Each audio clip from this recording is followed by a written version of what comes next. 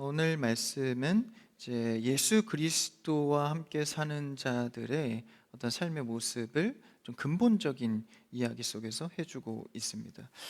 당시 초대교회들에게 계속해서 온 공격들은 이제 거짓된 이단 사상, 그러니까 잘못된 복음의 선생님들의 공격과 또 그리고 그 안에서 세상 풍조를 따라가는 이제 문화의 모습 속에서 이제 초대교회가 사도 바울을 통해서 계속 올바르게 세워져 가는 것이죠. 오늘도 그 내용을 담고 있는데 우리가 이 영적인 사람들이죠. 우리는 하나님께 붙들린 영적인 사람들인데 그러다 보니까 이제 육적인 공격뿐만 아니라 영적인 공격을 받게 됩니다. 세상에 예수님께서 말씀하신 그 공중권세 잡은 자들의 이 영적인 공격들이 있기 때문에 우리가 구원받은 백성으로 믿음으로 담대히 살아간다 할지라도 그 영향권에서 이 땅에서는 살아가게 되는 것이죠. 그래서 마귀가 이 성도와 공동체인 교회의 이 분열과 넘어지게 함을 주는 그 영향의 이 사용 방식이 있습니다. 마귀가 우리를 넘어뜨리는 방식이 어떤 방식일까요? 여러 가지가 있지만 대표적으로는 우리의 교만함입니다. 마귀는 우리의 이 교만함을 아주 교묘하게 이용해서 우리를 넘어지고 교회를 분열하게 만듭니다. 그러니까 인간적인 생각이죠. 이 교만함은 단순히 그냥 거들먹거리고 잘난 체하고 으스대는 모양만을 말하는 것이 아닙니다. 그 이제 세상에서 말하는 교만함의 모양일 것이고, 성경에서 말하는 교만함은 하나님을 인식하지 않고 살아가는 모든 삶의 형태를 교만이라고 정의합니다. 그러니까 우리가 다시 교만함을 정의해야 할 것은 하나님을 의지하지 않고 살아가는 모든 삶의 형태가 교만이다라는 것이죠. 그래서 하나님을 의지하지 않고 내 의와 욕심을 의지하고 살아가는 그 형태를 이 사소한 것부터 구체적인 것까지 사탄은 그 부분을 공략하고 노린다라는 것이죠. 여러분, 우리는 스스로 이 마귀의 관계를 이길 수가 없습니다. 마귀는요 굉장히 많이 단련되어 있는 자거든요. 그러니까 마귀는 그냥 우리의 심령의 어떤 생각이 아닙니다. 실제 존재하는 실물입니다. 그럼 마귀는요 굉장히 많은 훈련을 받았어요. 수천 년, 수만 년의 시간 동안 인간을 파악했고 가장 잘 넘어지는 공략법을 알고 있습니다. 그래서 우리 스스로는 절대 이 마귀를 이겨낼 수도 감당할 수도 없습니다. 그래서 내 의와 욕심들이 이렇게 올라올 때 그 부분을 마귀는 공략한다라는 것이죠.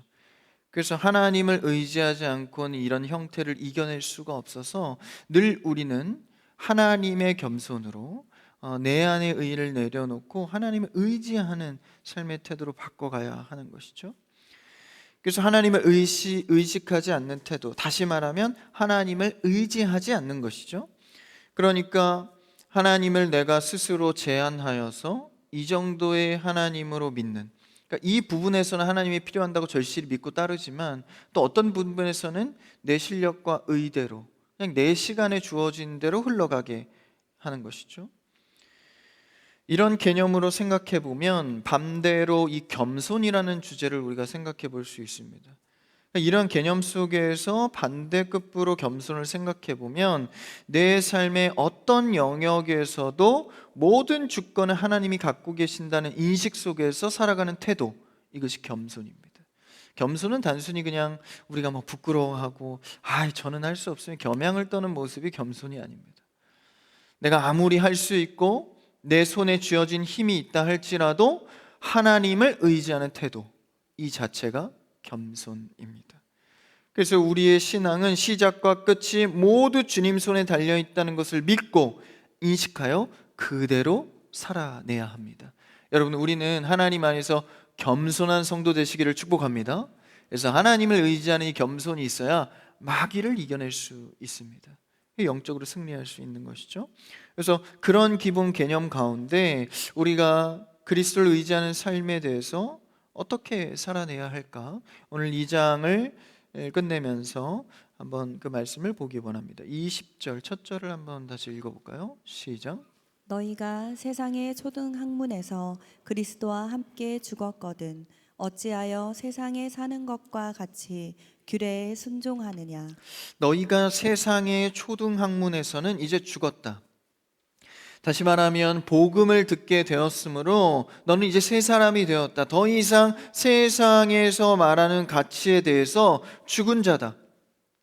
그걸 의지하면서 살아가면 안 된다는 것을 강조해서 말하고 있는 것이죠.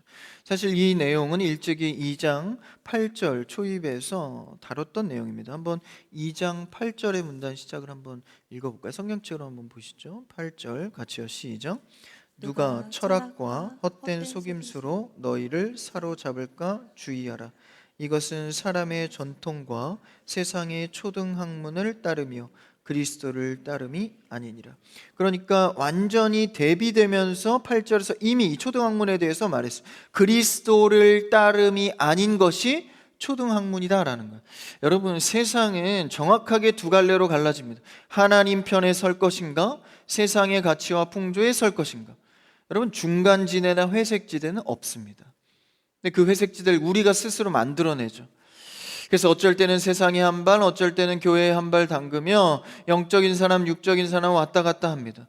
어쩌면 온탕과 냉탕을 왔다 갔다 하면서 마치 나는 안전하다고 생각하는 것이죠. 그런데 하나님께서는 명확히 말씀하십니다. 하나님 편에 서라는 것이죠. 그리스도를 따르면 반대로 죄와 멀어지고 세상과 멀어집니다. 세상이 가까이 갈수록 하나님의 가치와 멀어지게 되는 것은 자연스러운 현상인 것이죠. 그래서 이제는 우리가 복음을 받았으니 초등학문의 가치를 내려놓고 그리스도를 따르라라고 말하고 있는 것이죠. 그럼 당시에 세상에 여기서 이 8절에 말하는 전통과 철학과 헛된 속임수, 초등학문 이런 것들은 당시에 이 세상의 가치를 표현하고 있는 단어들입니다. 그러니까 이런 것들은 다 자기 열심을 기반으로 한 신앙적 태도이죠. 우리도 어쩌면 수많은 오늘날의 종교를 접하게 되다 보면 자기 열심으로 이루는 종교들이 많습니다. 수행을 하거나 뭔가 깨달음을 얻거나 열심히 노력해서 얻게 되는 결과물들, 그것이 우리에게 축복이고 구원을 가져다 줄 것처럼 많은 것들을 이야기하죠. 근데 이런 것들은 오늘 말씀에 세속적인 원리라고 가르칩니다. 그러니까 형태나 모양만 달랐지 예나 지금이나 계속해서 자기 열심으로 기반한 신앙적 태도를 우리에게 강요하고 있습니다. 이 세상의 가치 기준들이죠. 당시에는 헬라 철학, 성행했던 어떤 지식이죠. 헬라 철학이나 신비주의, 신비한 것들만을 추구하는 것, 나아가서 당시의 초등학문의 가치로 여겨질 수 있었던 것이 유대교적인 율법주의입니다. 그러니까 유대교는 하나님을 믿는 사람들이죠. 근데 그리스도의 성육신을 받아들이지 않는 사람들입니다. 그러니까 그들은 더욱더 구약의 율법, 모세가 전수해 준 그 말씀을 붙드는 것이 진리라고 생각했습니다. 그래서 그것을 지키고 지키지 않는 것에 따라서 구원이 결정되는 그런 신앙을 갖고 있는 기준들마저도 다 세상의 초등학문이다라는 것이죠. 어쩌면 우리도 하나님이라는 이름, 성경의 가치를 갖고 있지만 이 세상의 기준에 따라서 자해석을 하고 있는지도 모릅니다. 그런 교회들도 굉장히 많죠. 극단적으로 나아가서는 이단으로 치부되기도 하지만 가까운 교회의 수많은 교단들 가운데에서도 이런 신앙을 독려하고 독촉하는 경우들이 많습니다. 열심히 봉사해야지, 열심히 하면 하나님이 복 줄 거야, 그래야 구원받아 라고 부추기는 신앙의 형태들은 사실상 자기 열심에 기반한 종교적 형태다라는 것이죠. 그래서 인간의 행위를 더 부추기고 금욕적인 것을 통해서 구원에 이르는 어떤 종교적 노력들, 그래서 이런 것들은요 우리의 현재의 신앙에서 굉장히 많이 포함되어 있는 내용들입니다. 그래서 우리의 신앙 고백과 이런 좀 이질감이 들게 하는 실제 삶을 살게 하는 것이죠. 우리의 신앙 고백은 어떻습니까? 오직 믿음으로 은혜 가운데 살아간다라고 고백하죠. 그런데 여전히도 우리는 수많은 나의 노력과 행위만큼 보상을 받아야 한다는 어떤 이런 개념 속에서 신앙생활을 하고 있는지 모릅니다. 특히나 이 한국 사회는 이 복을 비는 문화가 있죠. 그래서 이 복이라고 하면 어느 나라 못지않게 관심이 많습니다. 그래서 이 젓가락에도 복복자를 써놓을 만큼 우리 민족들은 복에 아주 관심이 많은 민족이죠. 그러다 보니까 이 기독교와 조금 믹스가 돼서 이제 이 기복적인 복을 비는 신앙의 형태를 많이 추구하게 됩니다. 사람들이 추구하다 보니까 교회나 사역자들도 그 템포에 맞춰주다 보니까 복 받을 거야, 이렇게 하면 복 받을 거야, 어떤 인간보적인 이야기를 많이 하게 됩니다. 그러나 우리는 다시 한번 성경의 말씀으로 돌아와야 합니다. 그리스도 없이 세상을 이해할 수 없고 그리스도 없이 신앙생활할 수 없습니다. 오직 그리스도의 은혜로만 살아가는 삶, 이것을 혹자는 듣고 너무 이상적이지 않냐, 현실을 보아라 라고 말하지만 그리스도를 의지하는 것이 가장 현실적인 삶입니다. 오직 길이요 진리요 생명 되시고 모든 것 위에 계시며 이 세상을 지금도 창조 운행하고 계신 분, 그분의 통치권을 의지하며 살아가는 것이 우리의 삶의 가장 큰 축복이자 현실의 대안이다라는 것이죠. 그러니까 당시에도 인본주의적인 철학적인 것들, 오늘날에는 어떤 심리학적인 위로들, 그리고 자기의 세상의 성공을 위한 처세술 같은 것, 그런 것들이 우리의 신앙과 이렇게 결부가 되어서 우리의 신앙 고백을 흔들리게 하는 것이죠. 뭐라고 세상은 말합니까? 네 마음이 이끌린 대로 해. 네 자신을 한번 믿어봐. 네가 생각하는 대로 그대로 하면 그렇게 될 거야. 네 자신을 믿어라고 말하죠. 네, 여러분 기억하십시오. 우리는 나로부터 출발하는 것이 아니라 오직 그리스도로부터 출발해야 되는 줄 믿습니다. 그래서 먼저 이 신앙생활, 먼저 예배해야 됩니다. 먼저 기도하고 시작해야 됩니다. 식사하실 때 아무리 급해도 식사 기도하시고 드셔야 됩니다. 먼저라는 개념이 모든 삶의 영역에서 나로부터 출발하는 게 아니라 그리스도가 나를 이끄시는 첫 번째가 되어야 하는 것이죠. 여기서 무너질 때 마귀의 관계가 그 속을 파고 들어가는 것이죠.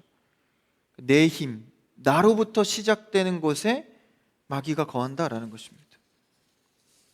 세상의 원리는 가진 것, 소유죠. 그리고 이루는 것, 성취입니다. 소유와 성취의 가치로 늘 모든 것을 이해하게 합니다. 그런데요, 복음은 어떤 소유와 성취의 개념으로 말하지 않습니다. 조건 없는 은혜, 내가 하지 않았지만 받게 된 은혜.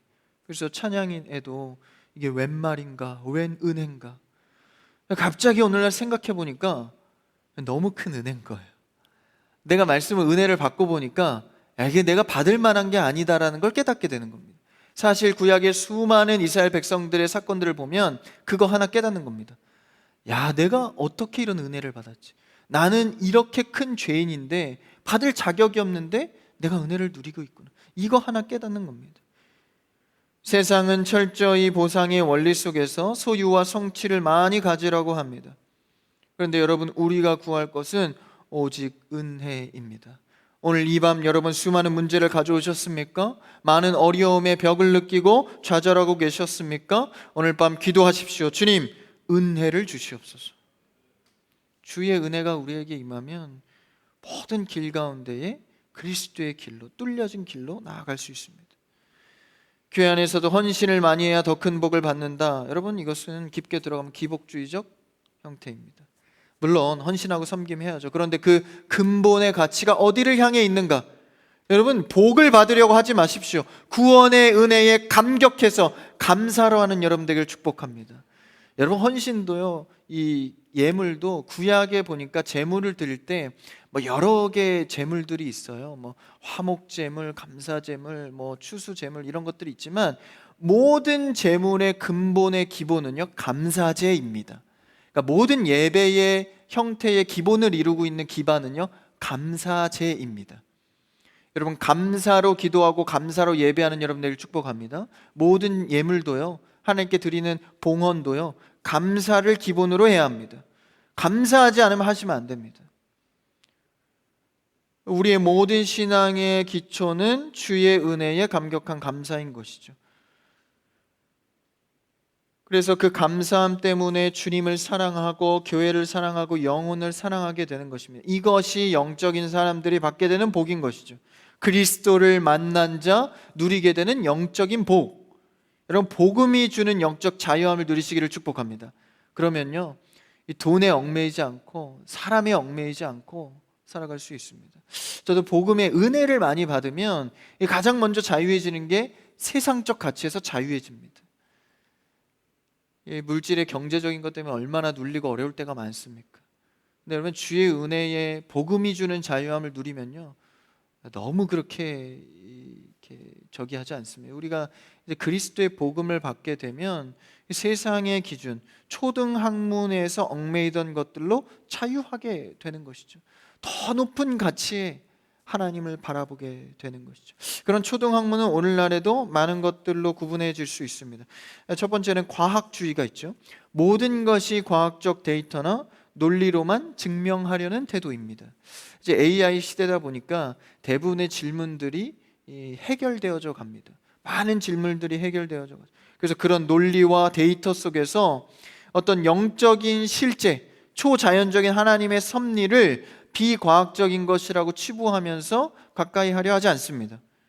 그런데 우리는 다시 한번 우리의 신앙을 되돌아봐야 합니다. 그런 과학주의가 아니라 우리는 성경의 사고 속에서 세상을 어떻게 이해할 것인가. 그러면서 이 과학주의의 사람들은 성경에 나오는 기적은 어떤 상징성일 뿐 실제는 아니다, 뭐 이렇게 치부해요. 그 자유주의자들이 보통 그런 해석을 많이 하는데, 뭐 오병이어 기적이나 뭐 오병이어 기적 같은 경우에도 야, 어린아이가 이제 떡과 물고기를 갖고 나오니 어른들이 감동해서 자기 것을 내어서 바구니를 채웠다, 그래서 뭐 많아졌다, 뭐 이런 자유주의적 해석을 합니다. 훨씬 더 믿기가 좋잖아요. 아, 어쩐지 무슨 물고기와 빵이 바구니에 차고 넘쳐 갑자기, 아 어쩐지 그게 맞구나. 합리적인 해석으로 과학주의적 해석을 하려 합니다. 그런데 여러분 기억하십시오. 우리는 영적인 실제, 하나님의 섭리와 기적을 믿는 사람들입니다. 그리고 오늘날도 우리의 삶에, 우리의 인생에 계속해서 일어나는 일들입니다. 데이터가 증명하지 않으니까 믿을 수 없다는 이 세상 속에서 우리는 날마다 이 영적인 경험들을 확신해 가야 됩니다. 아, 하나님이 이렇게 일하시는구나. 또한 우리를 괴롭히는 초등학문이 무엇이 있죠? 바로 윤리적 가치입니다. 기독교 가치를 윤리적으로만 해석하려는 경우가 있죠. 아, 남에게 피해를 안 주고 착하게 살면 된다. 신앙은 마음의 평안을 얻기 위해서 참 좋은 도구야. 여러분, 신앙은 윤리를 포함하고 있지만 윤리 자체가 종교는 아닙니다. 그래서 우리는 도덕적이고 윤리적인 사람이 되기 위해서 종교 생활을 하는 것이 아니라 하나님을 따르다 보니까 그리스도의 성품을 닮아가게 되는 것이죠. 그게 목표가 아닙니다. 여러분, 우리는 날마다 예수 그리스도를 닮아가는 여러분 되기를 축복합니다. 하나님의 가치에 닮아가면 그냥 자동스럽게 윤리적으로도 탁월해지는 것뿐인 것이죠. 근본적으로 우리는 사망으로부터 구원을 얻은 자들입니다. 예수 그리스도의 구원 가운데 살아가는 자들이다라는 것이죠. 그래서 이런 초등학문의 이런 규례에만 목적을 두고 살아가느냐, 그게 바로 20절의 이야기입니다. 20절을 한번 다시 읽어볼까요? 20절 띄워주세요. 시작. 너희가 세상의 초등학문에서 그리스도와 함께 죽었거든 어찌하여 세상에 사는 것과 같이 규례에 순종하느냐. 그리스도와 함께 죽었다는 것은 그리스도 안에서 다시 살게 된다는 것을 전제합니다. 그러니까 그리스도와 함께 동행하는 생명이 그리스도 안에 있다는 것인데, 그 가치대로 살지 않고 세상에서가 전부인 것처럼 세상의 가치의 규례대로 순종하고 있느냐. 여기서 말하는 규례는 법으로 정하다, 교리화시키다라는 뜻을 갖고 있습니다. 그러니까 하나님을 믿고 따르면서 은혜의 신앙인데 자꾸 무언가를 만들어낸다라는 거예요. 그래서 이 기독교, 이 개신교도 사실 개혁되어진 지, 이 기독교 역사로 볼 때, 초대교회에서부터 교회 역사를 볼 때 개신교로 개혁되어진 지가 사실 그렇게 오래되진 않았습니다. 그러니까 훨씬 더 만들어진 초대교회 때부터 발전되어 온 이런 교회의 역사가 훨씬 길죠. 그러다 보니까 이제 처음에는 초대교회 때는 순수한 어떤 복음이 주는 자유함으로 신앙생활을 했지만 점점 나아가다 보니까 뭔가를 덧대기 시작한 거예요. 자꾸 법을 만들고 규례를 만들고, 여러분 교회 안에서는요 규례와 규칙도 있어야 합니다. 근데 자꾸 많은 규례를 만드는 것은 그렇게 좋은 방향성은 아닙니다. 우리의 1번 가치는 예수 그리스도가 주신 복음의 자유함으로, 할렐루야, 그러니까 은혜가 우선되어져야 한다라는 것이죠. 그런데 자꾸 뭔가를 덧대는 거예요. 교회에서도 신앙생활을 하다 보면 우리의 편에서, 그러니까 성경이 말하는 것이다 보기보다는 그러니까 나의 편에서, 인간의 편에서 자꾸 뭘 만드는 거예요. 야, 이 규칙 좋다, 야, 이렇게 하면 좋겠다라는 인간적인 탁월하다고 생각하는 수많은 규칙을 만들어냅니다. 그래서 뭔가 우리가 대단한 것을 고안해낸 양 적용해 가는 것이죠. 이것이 뭔가 교회를 위하고 대의를 위하는 것 같지만 사실 시간이 지나고 보면 자기중심적 태도가 굉장히 많습니다. 그래서 그것을 계속하다 보니까 어떤 인간적인 욕심이 들어오고 그런 걸 덧대게 되고, 그래서 예수님께서 사역하실 때도 이 종교 지도자들을 비판했잖아요. 수고하고 무거운 짐진 자들아, 그 짐이 뭡니까? 세상 직장 다니느라 힘들었지 내게 와서 쉬어라, 이런 게 아닙니다. 수많은 규례와 하나님께서 주신 말씀 위에 수많은 법들을 만들어서 이 성도들을 괴롭히는 행위, 그런 짐으로부터 자유하라, 내 안에 오면 쉽다, 복음이 주는 자유함을 말해주고 있는 것이죠. 그런데 수많은 것들로 덕지덕지 치장을 해서 이 신앙 종교 생활이 굉장히 어려워지는 거예요. 그래서 여러분 어느 교회 가면요, 이 회원 등록을 해야 됩니다. 회원 등록을 하려면 그 레벨이 올라가야 되거든요. 그러니까 보통 교회는 이렇게 오면 이렇게 세가족 등록하라고 권면을 많이 하잖아요. 근데 함부로 등록을 못해요. 뭐 규칙이 많아요. 그래서 어느 정도 레벨업이 돼야 이제 회원 가입이 됩니다. 그래서 회원 가입이 안 되면 할 수 없는 것들이 굉장히 많아요. 그래서 그런 규칙들, 규례들을 만들어서 복음이 주인 자유와 은혜를 다 상실하고 그냥 어떤 인간의 가치 속에서 레벨을 만들어내는, 여러분 우리는 우리의 인간적인 고안을 덜어내고 주님이 주신 은혜를 채워가기를 축복합니다. 그래서요, 너무 많은 규율을 만들지 마세요. 가정 예배 드리시는 분들 계시죠? 가정 예배 참 좋습니다. 그래서 때에 따라서 가정 예배도 많이 드리십시오. 그런데 어린 자녀들을, 아직 미숙한 자녀들에게요, 너무 규칙적인 것을 압박하지 마세요.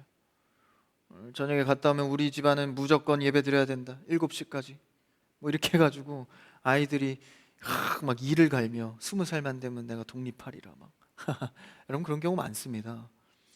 그러니까 참아주시고 기다려주시고 묵묵히 기도해주시고 여러분이 먼저 서시고, 그런 태도가 더 중요한 것이죠. 무언가 제도화하고 법도화하는 것이 다 좋은 것은 아니다라는 거예요. 우리는 하나님의 양심을 가진 자들이기 때문에 사실 너무 규칙적이지 않아도요, 말씀의 덩어리를 던져주면 말씀의 능력이 있고 생동감이 있어서 알아서 그 안에서 작용을 합니다. 너무 규례화할 필요 없습니다. 그래서 말씀도요, 너무 세부적인 것을 이렇게 해라 하지 말아라 하는 것은 좀 조심스럽습니다. 그러니까 여러분 말씀이 던져질 때 말씀을 여러분들이 받으시고 잘 안에서 이렇게 묵히셔서 기도를 해보세요. 그러면 여러분 열려지는 눈이 있고 들려지는 게 있습니다. 말씀이 내 안에 능력으로 들어오면 이 지혜가 생기는 것이죠. 그래서 꼭 이렇게 살아라 저렇게 살아라 하지 않아도 레마의 말씀, 오늘 나에게 주어진 나의 말씀이 있다라는 것이죠. 그래서 던져진 말씀에 어떤 예화나 적용을 구체적으로 들지 않아도 그렇게 내 안에 들려지는 분별력이 생긴다라는, 그게 말씀이 주는 부요함입니다. 제가 여러분들에게 전달해주는 적용과 예화는요, 굉장히 지엽적입니다.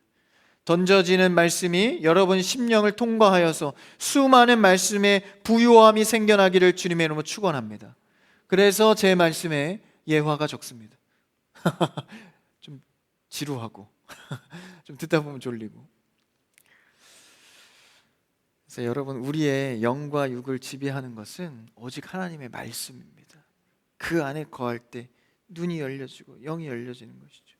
그래서 그런 초등학문에 묶이지 말고 그 규례에 묶이지 말아라 라고 20절에 전합니다. 21절을 읽어볼까요? 21절 같이요, 시작.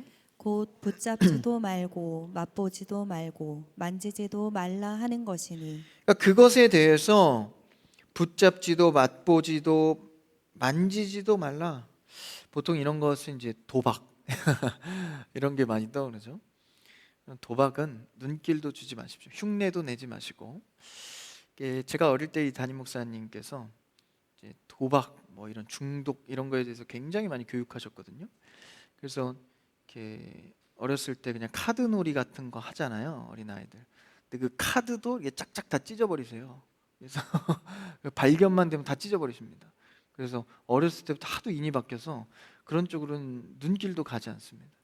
그런 어떤 이 개념들이 굉장히 중요해요.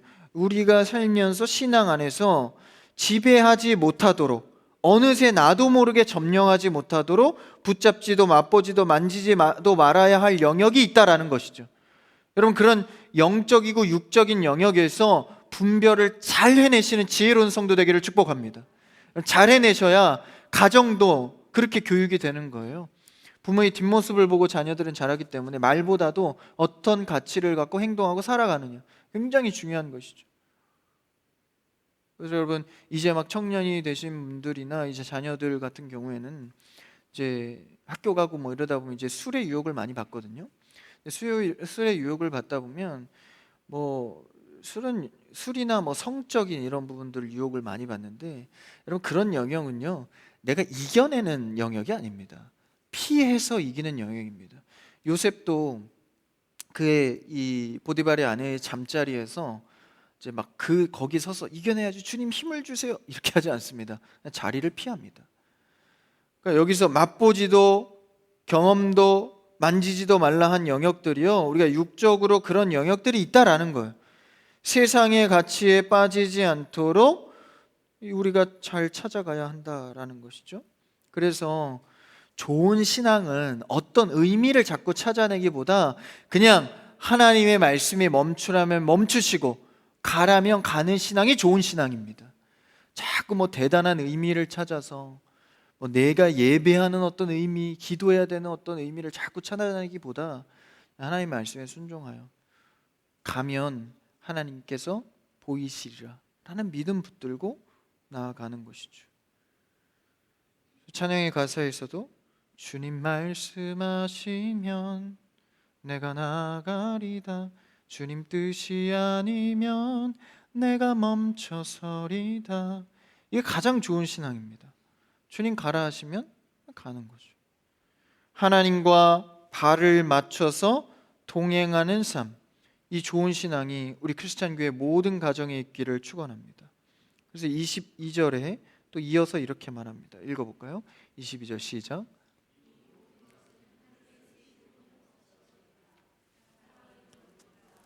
를 따르느냐 이제 21절에서 22절까지 가로가 쳐져 있는데, 이 가로는 이제 사본에 따라서 좀 추가되거나 없어진 것에 대해서 이제 말하고 있는 것입니다. 다 성경이죠.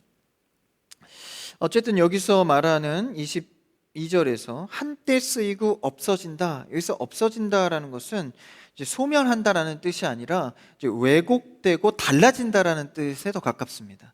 그러니까 좋은 뜻으로 처음에 아무리 선하게 시작했다 할지라도 육신적으로 고안한 모든 제도들은 나중에 다 왜곡된다라는 것이죠. 처음에는 다 선하죠. 좋은 의도로 많이 시작합니다. 그런데 이제 가다 보면 이제 선한 것에 생각한 것도 이제 왜곡되고 달라진다라는 것이죠. 그래서 여러분, 이 교회 신앙생활의 전통 속에서도요, 이 의미는 사라지고 규례만 남아있는 경우도 굉장히 많습니다. 껍데기만 남아있는 거죠. 대표적인 예로 이 천주교에서도 행해지는 수많은 행태들이 이제 그냥 전통만 따르고 의미는 다 사라진 경우들이 많죠. 그래서 하다가 너무 타락을 해서 개혁한 게 우리 개신교잖아요.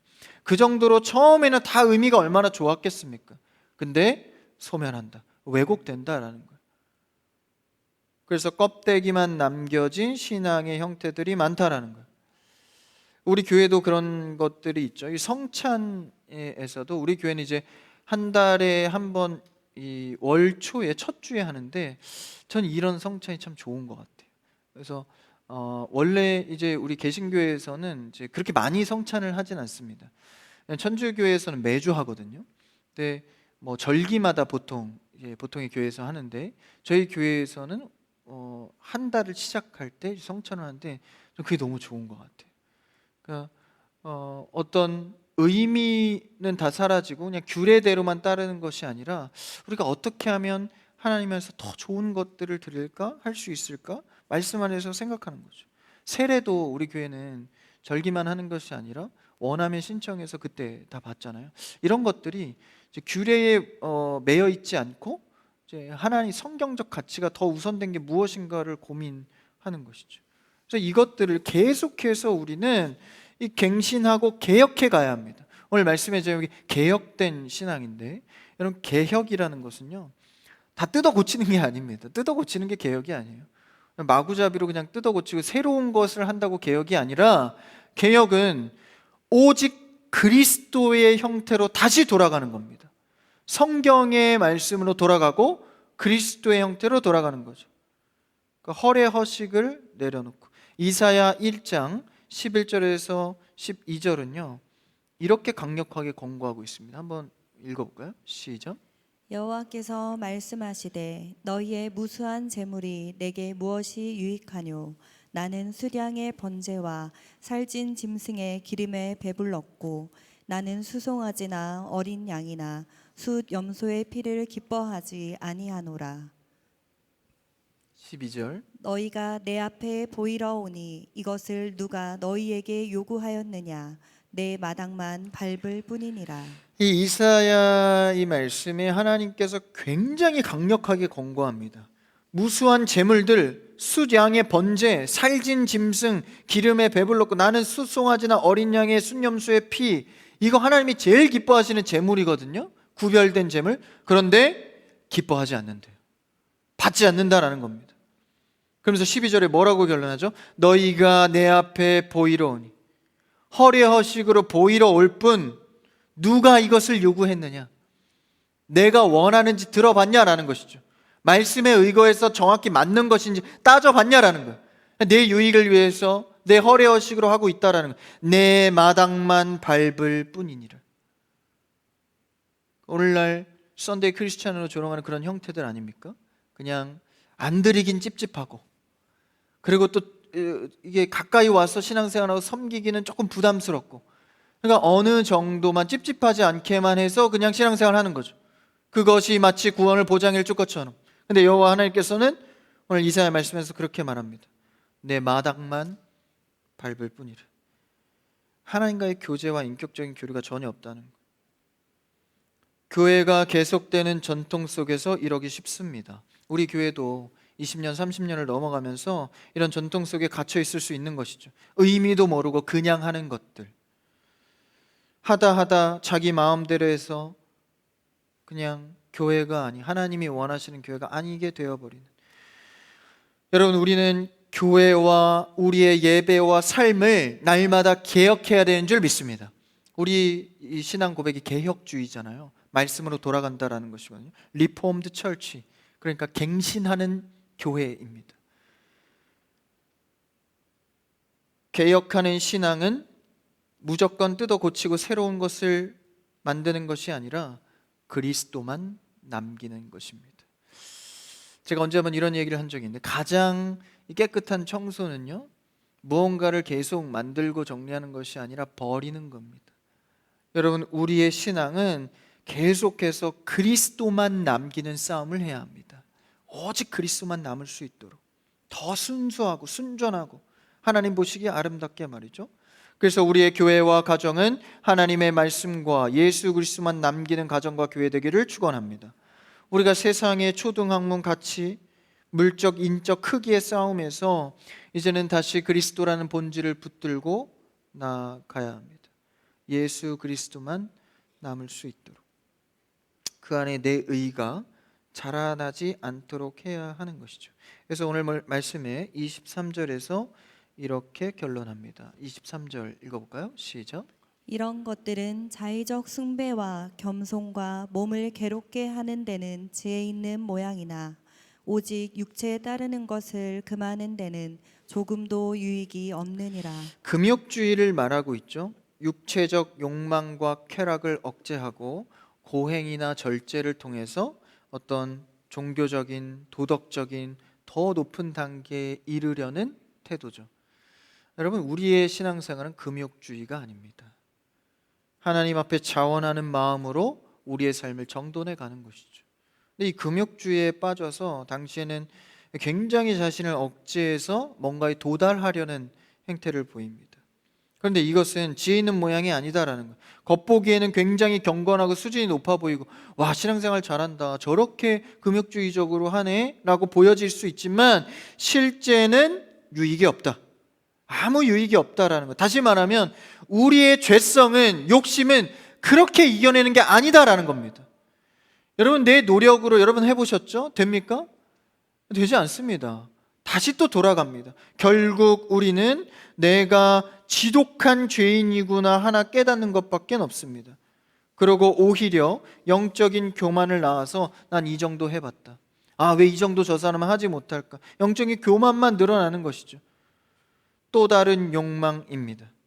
자기 의를 드러낼 수 있는 모양만 갖춘 신앙이다라는 것이죠. 그래서 우리는요, 허례허식을 내려놔요. 우리 교회도 담임 목사님께서 강조하는 것이 가운 같은 거 잘 안 입으시죠.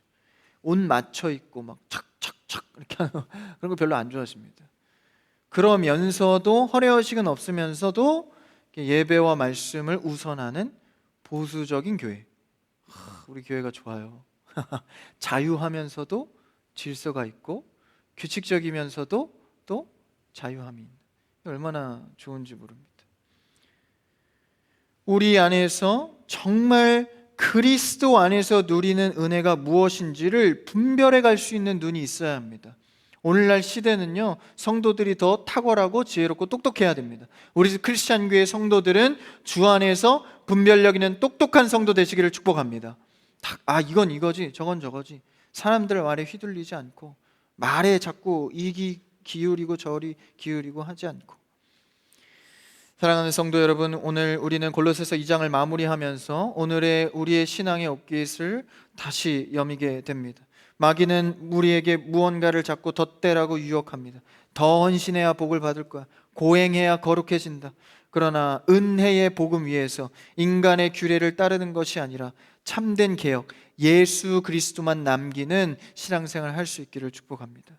내가 만든 법, 내가 세운 기준에 얽매이지 마시고 하나님께서 무엇라 말씀하시는지, 성전의 마당만 밟는 것이 아니라, 그런 종교인이 아니라 내 안에 살아계신 그리스도의 통치에 순종하는 자, 그래서 기록된 말씀을 따르는 부유한 삶이 되기를 축복합니다. 그리스도 한 분만으로 충분하고 그리스도의 은혜 가운데만 거하는 복된 성도 되시기를 주님의 이름으로 축원합니다.